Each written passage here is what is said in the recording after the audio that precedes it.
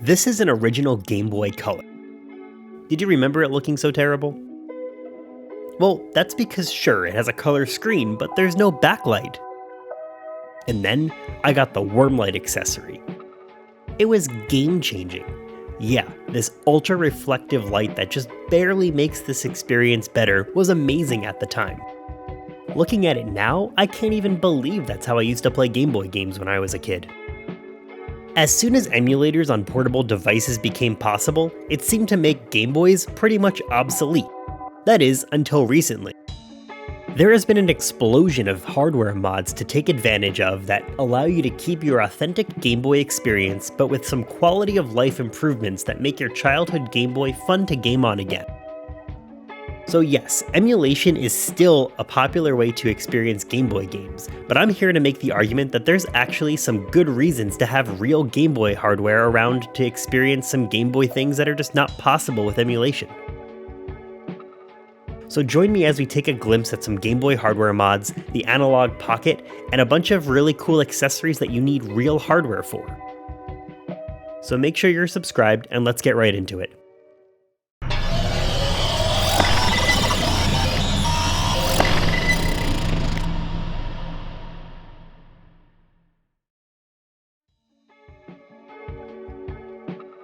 The hardware modding scene for Game Boy has become incredibly popular in the last few years.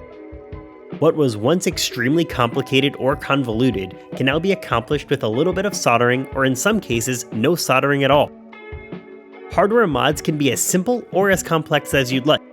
You can simply upgrade the screen of a Game Boy, or take things further with USB-C charging, HDMI out, RGB light-up buttons, and metal shells.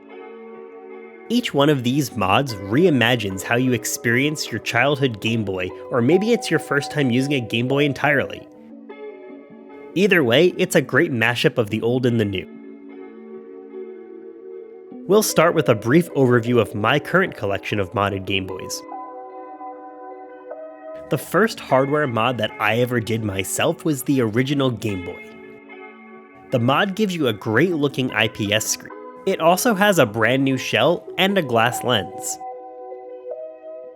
The contrast wheel on the left of the Game Boy now has two functions. You can now roll the slider up and down to adjust the brightness levels. The slider can also be pressed in to change the color palette of the IPS screen. Overall, this mod is a huge upgrade from the original. Gone are the ghosting effects of the screen, and in comes this brand new looking IPS screen. There is only a minimal gap from the lens to the screen, and it has minimal bezels. Because the mod was the first one I actually did myself, it took quite a long time. I ended up needing to use two Game Boys because the first one was badly corroded. In the end though, the mod is nearly plug and play, requiring only a little bit of soldering for the speaker. The Game Boy Pocket is especially nostalgic for me. This was the first Game Boy I had growing up. This modded Game Boy here is my absolute favorite. I didn't mod it myself, but I got it from a few friends. Thanks guys. This Game Boy Pocket mod has two tap sensors. The top sensor changes the screen brightness, and the left sensor changes the color palette. You can also toggle an on-screen display that has even more options, like the ability to turn on grid lines for an even more authentic experience, or an on-screen battery meter. The other Game Boy Pocket mod I have here is actually from AliExpress. It was only $80, so I figured it was worth a try. The transparent shell is actually pretty cool, and it has the same touch sensors for brightness and color palette adjustment. But putting these Game Boy Pockets side by side, there is absolutely no comparison. The screen is much smaller, the bezels are huge, the color palettes are just not as nuanced as the other Pocket, and the light bleed is pretty bad.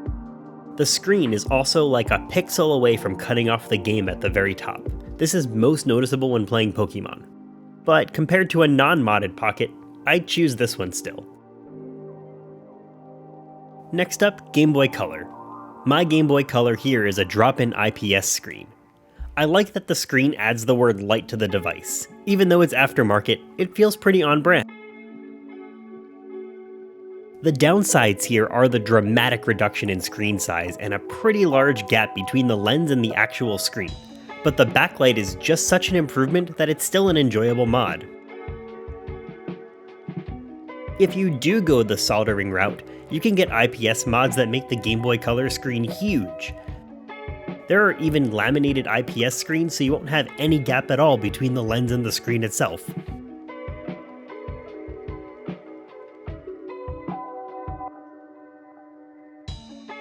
The Game Boy Advance I have here is also a drop-in IPS screen, and it's actually my favorite mod to recommend. It's dead simple and doesn't have any sacrifices that I've found, at least compared to the Game Boy Color drop-in mod. This Game Boy Advance also has a shell swap. Now this form factor is finally on par with the Game Boy Advance SP.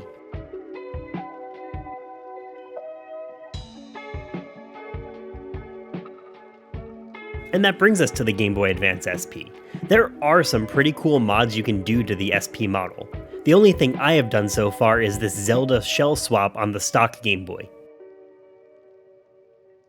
As is, I think it's a pretty great form factor, but there are some intense mods that are complete reshelves of the SP model into some pretty cool variations. While this is not a mod or even official Nintendo Game Boy hardware, it is perhaps the definitive way to experience Game Boy games with real hardware. This is the Analogue Pocket, and after an incredibly long wait, it finally released in 2022. It's built with an FPGA chip, which basically means that this emulates hardware, not software, so all of your cartridges work perfectly as if it was actual Nintendo hardware. Not only is it impressive that this is emulating the actual hardware, but it has a laminated IPS screen that is 10 times the original Game Boy resolution, so your Game Boy games look like they never have before. With USB-C charging, link cable support, and stereo speakers, there is no Game Boy that can quite stack up against the Analogue Pocket, at least for me. Its user experience is dead simple, focusing on getting you into your game, and while it's not feature-rich, it does everything you need it to for an optimal gaming experience. The Analogue Pocket also has a dock accessory so that you can play your Game Boy games in pixel-perfect aspect ratios on your TV. With this device being incredibly premium, it does mean that it has quite a premium price tag. The Pocket is $220 and the dock is another $100. But beyond it being capable of just Game Boy games, there are add-ons you can buy that will let you play Game Gear, Neo Geo Pocket Color, Atari Lynx, and TurboGrafx 16. The biggest downside, at least at the time of making this video, is that the Analogue Pocket is incredibly hard to come by. If you were to order one today, you wouldn't actually get it in your hands until sometime in 2023. Now that we've taken a look at some hardware mods and even newer devices, how about the actual games? Well, that's where cart readers come in, and we're going to start with the Epilogue GB operator, which gives your computer a Game Boy cartridge slot.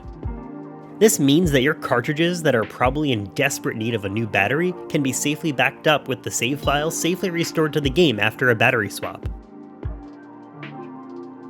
Retro game collecting has exploded recently, and it may be hard to tell if your cartridges are legitimate, and the Game Boy operator software actually has a feature to let you know what game you inserted into the cart reader and if it's a reproduction or if it's official.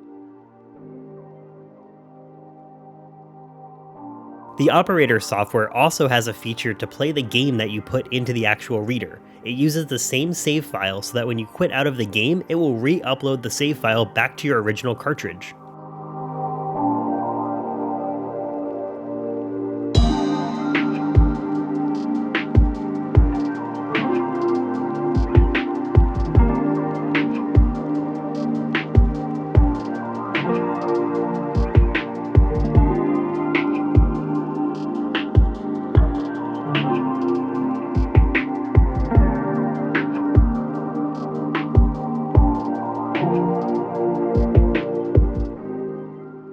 The operator also has a whole section of their application for Game Boy Camera photos. Unfortunately, whenever I try to export mine, they come out a bit weird, but don't worry, we'll cover this later. The operator software also has the ability to overwrite cartridges that are not read-only, but I've had only a few successful attempts with it.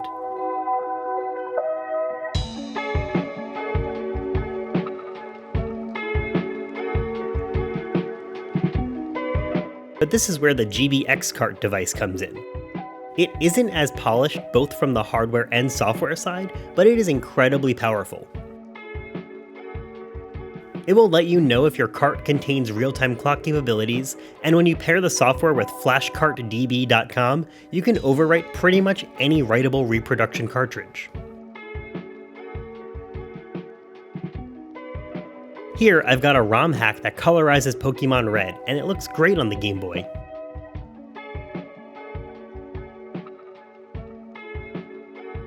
But I get it. You don't necessarily want to carry around 20 cartridges, that's why you use emulators, all of your games in your pocket, right?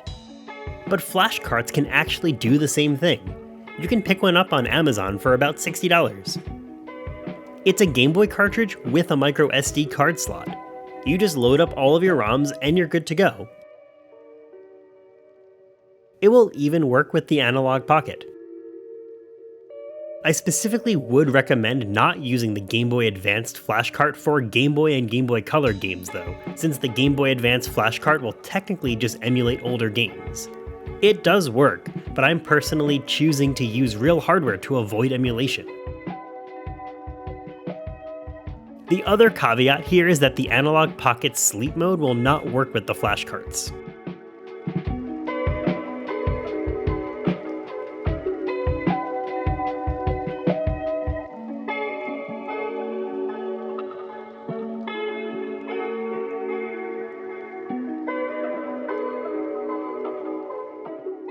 The Game Boy Camera was released in 1998. It was one of the earliest consumer digital cameras and featured 2-bit color. This means your photos could only show black, white, and 2 shades of gray. Not a whole lot of color depth. But that's what makes Game Boy Camera photos nearly a lost art form. This is before the days of Instagram filters that make literally any photo look good. You really have to get the right composition of your subject so that you can even make out what it is you're taking a photo of. And then after you take a photo, you'd need to make sure that you have a Game Boy printer so that you can print out your photo on receipt paper.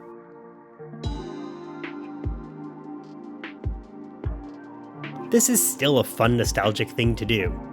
But I recently found on Etsy this awesome little device that emulates a Game Boy printer. It has a Wi-Fi card built in, so that you can connect to this device's hotspot and grab the printed photos off of the device straight onto your phone. Just plug the PCB into the link cable, then the other end of the link cable into your Game Boy, and then once you print it, connect to the hotspot. I even created a Siri automation shortcut so that as soon as the Game Boy Printer Wi-Fi is detected and connected, it will open Safari to the correct IP address so I can easily save my photos.